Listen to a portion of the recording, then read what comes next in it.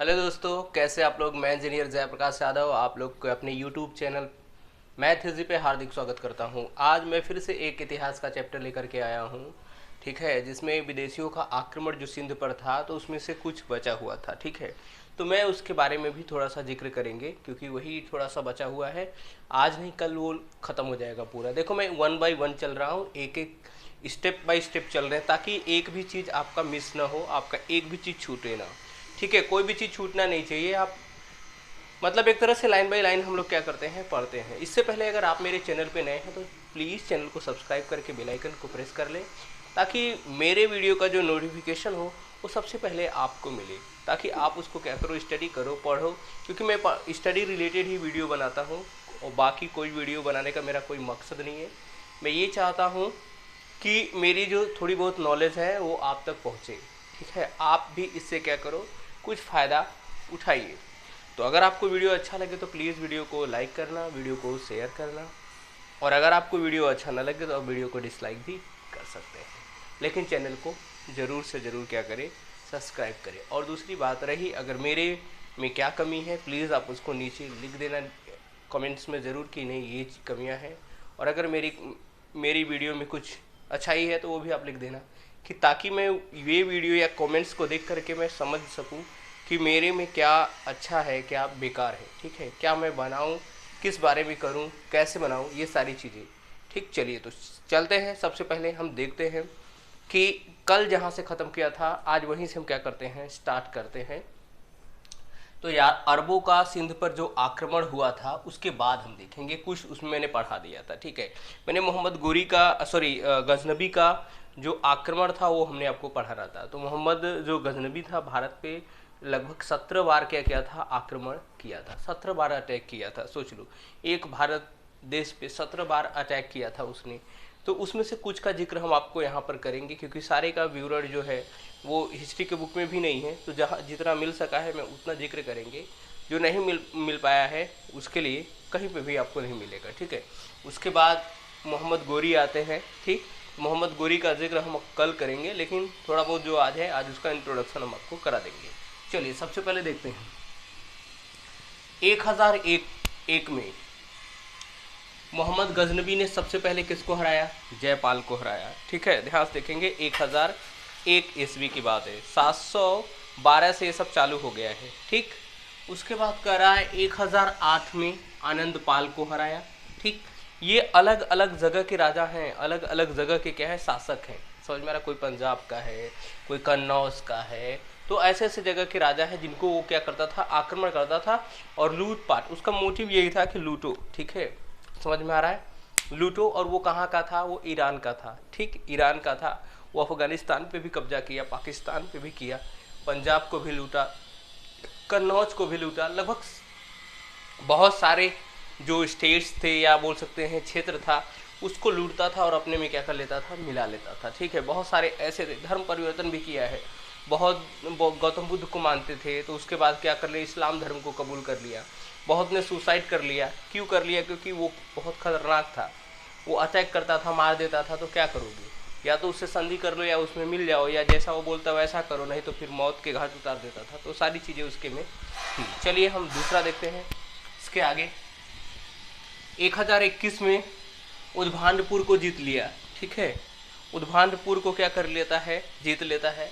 फिर आता है आपका 1013, ये सिस्टमेटिक ढंग से नहीं है, याद रखना, आप मिला लेना। त्रिलोचन पाल को हरा देता है। फिर 1005 में विजयराम को हराया। फिर 1006 में देख लो मुल्तान को भी जीत लिया जो पाकिस्तान में है इस समय। 1009 में नारायणपुर अलवर को क्या करता है, जीत लेता है। फिर 1014 को थानेश्वर हरियाणा, याद रख लेना, थानेश्वर जो है हरियाणा में पड़ता है, वहाँ एक चक्र स्वामी करके मंदिर है, उसको भी क्या कर देता है, नष्ट कर देता है। ये बहुत सारे मंदिर को तोड़ा है, जलाया है। ये इसका काम यही था, लूटपाट करने का यही मतलब था कि जो सामान है वो लूट लो, जो बचा हुआ चीज़ है उसको ख़त्म कर दो, बेकार कर दो, ठीक है, ताकि दूसरा वाला आकर के फिर से उसको इस्टेब्लिश ना करे।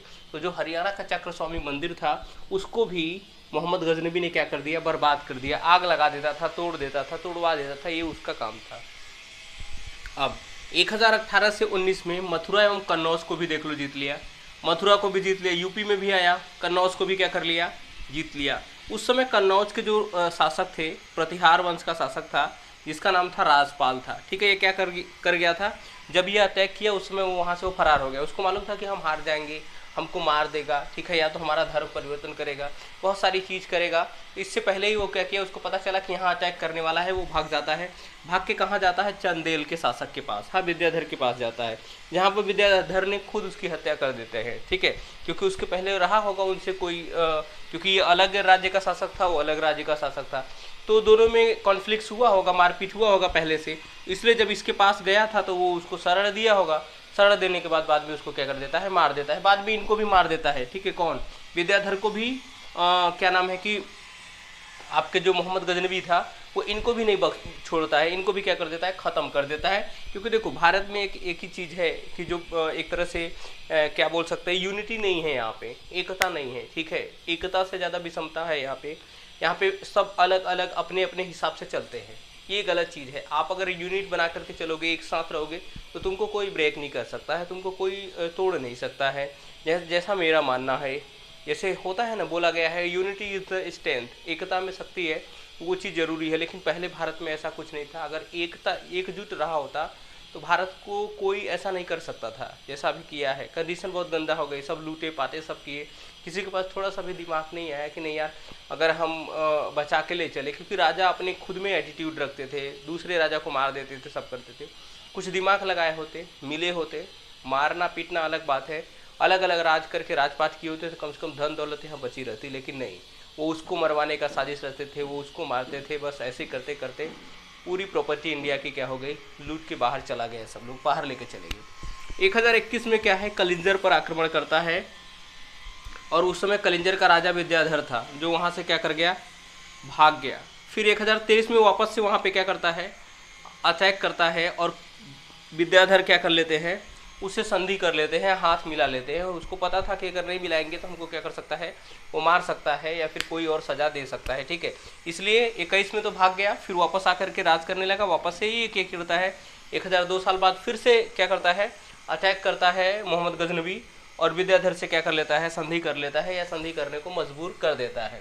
फिर 1025 में सोमनाथ मंदिर पर आक्रमण करता है, याद रखना सोमनाथ मंदिर, ठीक है, सोमनाथ मंदिर पर आक्रमण करता है और सोमनाथ मंदिर को पूरी तरह से ध्वस्त कर देता है, बिगाड़ देता है, आग लगा देता है, तोड़ देता है, क्योंकि वो पहले लकड़ी का बना था।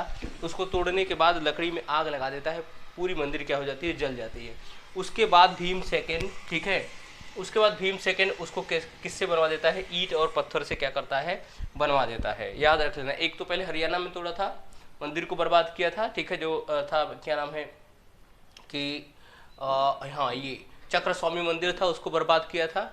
अब यहाँ पर भी बर्बाद किया, तो इसको भीम फर्स्ट ने क्या किया कि वापस से ईंटों और पत्थरों से बनवा देता है। फिर 1027 में जाटों पर आक्रमण करता है, ठीक है, और यही गजनवी का क्या था, अंतिम आक्रमण था। 1027 में गजनवी वापस से अटैक करता है, आक्रमण करता है, और ये गजनवी का क्या था, अंतिम क्या था, अटैक था 1027 में। और 1030 में उसको मलेरिया हो जाता है, जिससे गजनवी का क्या हो जाता है, अंत हो जाता है, यानी गजनवी क्या हो जाता है, मर जाता है। याद रखना, उसको कोई मारता नहीं है, वो खुद से मर जाता है। उसको एक रोग हो जाता है जिसका नाम क्या है, मलेरिया, ठीक है, जो मच्छर के काटने से होता है, ये चीज़ हो जाता है, और गजनवी का क्या हो जाता है, अंत हो जाता है, गजनवी मर जाता है। याद रखना, गजनवी कहाँ कहाँ राज किया था, अफगानिस्तान, फारस, इस समय उसका नाम है ईरान। अगर आपको फारसी भाषा की बात किया जाए तो याद रखना ईरानी भाषा की बात हो रही है, ठीक है। तो यहाँ पे क्या किया था, तथा पंजाब, इन सब को जीत करके अपने क्षेत्र में मिलाया था, ठीक है। यहाँ तक उसका क्या था, छवि था, यहाँ तक उसका क्या था, एक तरह से राज किया। वो कहाँ कहाँ किया था, अफगानिस्तान, फिर से ईरान और पंजाब, बहुत सारे इंडिया के तो बहुत सारे पोर्शन को क्या किया था, जीता था, लेकिन वो लूटने के पर्पज से जीता था। उसको ऐसा नहीं था कि वहीं पे रखो, कि अकेला कितना कर सकता है, तो जितना उसको करना चाहिए था, जितना उसके कैपेसिटी था, उसके हिसाब से वो अपने क्षेत्र में मिलाते जाता था, ठीक है। बाकी में उसका यही काम था, यहाँ से क्या करो, लूटो और सामान सब कहाँ ले जाओ, कीमती अपने पास उठा ले जाओ, ठीक। उसकी भाषा क्या थी, फारसी थी, यानी ईरानी थी, वो ईरान से ही था, ठीक। फारसी संस्कृत थी या फारसी भाषा, यानी फारसी जो है ईरान को बोलता है, ईरानी भाषा वो बोलता था क्योंकि ईरान का ही था, तो वहाँ पे राज किया था। इसके बाद आते हैं मोहम्मद गोरी, ठीक है। ये भी 2-3 क्या करते हैं, युद्ध करते हैं, यानी आक्रमण करता है 2-3 बार। देखो सबसे पहला आक्रमण 1175 में करता है, ठीक है, और कहाँ करता है, मुल्तान में करता है, और मुल्तान को क्या कर लेता है, जीत लेता है। उस समय मुल्तान का जो करामती शासक था, याद रखना, करामाती शासक जो था वो मुस्लिम से पहले मुस्लिम में पहले बुद्ध में था, फिर बौद्ध धर्म में था, फिर बाद में क्या कर लेता है, मुस्लिम में आ जाता है, ठीक है, समझ में आ रहा है। फिर मुस्लिम में मतलब वो धर्म क्या कर लेता है, परिवर्तन कर लेता है, ठीक है। इसके बाद क्या कर लेता है, वो मुल्तान पे जब आक्रमण किया तो मुल्तान को जीत भी लेता है, यानी 1175 में पहला आक्रमण जो मुल्तान को जीतता है, उसमें जो भी बौद्ध धर्म के अनुयायी थे वो कन्वर्ट हो जाते हैं या कर देता है किसमें, बौद्ध में। ये उन लोग की ट्रेडिजी थी, वो लोग करते थे, धर्म परिवर्तन करवाते थे, ठीक है। फिर 1103 साल के बाद 1178 में गुजरात पर आक्रमण करता है, ठीक है, याद रखना, गुजरात पर आक्रमण करता है। उस समय गुजरात का जो शासक था मूलराज सेकंड था, ठीक है, मूलराज सेकंड था, और इस पे क्या कर जाता है, ये हार जाता है, और ये मोहम्मद गौरी का जो है पहली हार थी, याद रख लेना। और उस समय जो सेना की नायिका थी उसका नाम था नायिका देवी, जो सेना को डील कर रही थी, जो सेना को ऑपरेट कर रही थी, चला रही थी, वो नायिका देवी थी, जो मूलराज की वाइफ थी, याद रख लेना। उसकी बीवी खुद क्या करती है, युद्ध में उतर जाती है, और वो युद्ध क्या कर जाता है, मूलराज सेकंड क्या कर जाता है, जीत जाता है, ठीक है। इसके बाद मोहम्मद गौरी के जो जिक्र है, जो कहानी है या जो इतिहास है, वो हम आपको अगले लेक्चर में बताएंगे। इससे पहले यहाँ तक आई होप आपको पूरा का पूरा वीडियो क्या हुआ होगा, समझ में आओगे। जैसे मैंने ये डिस्क्राइब किया, सेम वैसी मोहम्मद गौरी का भी क्या करेंगे, डिस्क्राइब करेंगे। आई थिंक आपको 2-3 लेक्चर के बाद थोड़ा बोर्ड डिसेंट मिलेगा, थोड़ा सा अच्छा सा बोर्ड मिलेगा, क्योंकि ये पूरी एक तरह से अच्छे से दिखता नहीं है, फिर भी अपने लोग कोशिश करते हैं कि नहीं हम आपको पढ़ाएं। बोर्ड से कोई फ़र्क नहीं पड़ता है, आप समझो, क्योंकि नौकरी एक बार लग जाएगा तो बोर्ड का कोई मतलब नहीं, ठीक। तो मोहम्मद गौरी का जो बाकी की चीज़ें जो बची है हम आपको अगले लेक्चर में क्या करेंगे, डिस्कस करेंगे। चलिए तब तक के लिए thank you so much for watching my video. हम आपको अगले लेक्चर में मिलते हैं, धन्यवाद।